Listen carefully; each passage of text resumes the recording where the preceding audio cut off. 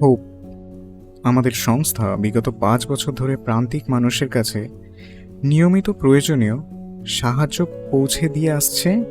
এবারও তার অন্যথা হয়নি। প্রত্যেকবারের মতো এবার আমরা পৌঁছে গিয়েছিলাম বেলমুড়ির শান্তিধাম আশ্রমে। বেলমুড়ি যেতে ট্রেন ও গাড়ির এই দুই পথেই পৌঁছানো যায়। আমরা আপনাদের পৌঁছানোর দুটি পথই আলোচনা করব। ট্রেন পথে যেতে হলে হাওড়া বর্ধমান শাখার কড লাইনের ট্রেন ধরতে হবে। আমরা বালি স্টেশন থেকে ট্রেন ধরেছিলাম।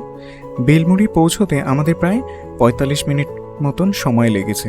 তারপর 1 নম্বর প্ল্যাটফর্মের দিকে স্টেশনের বাইরে থেকে চাইলে টোটো ধরে আপনারা পৌঁছতে পারেন আশ্রমে। হেঁটেও যেতে পারেন। 4-5 মিনিট মতন সময় লাগবে আশ্রমে যাওয়ার জন্য।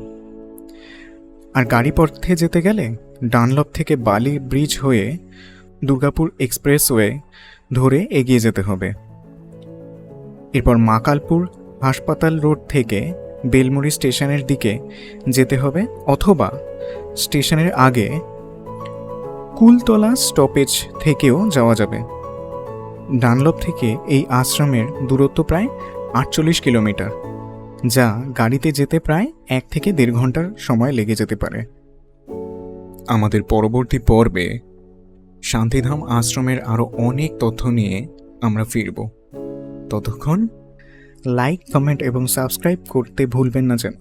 আর ভালো লাগলে শেয়ার করে দিন।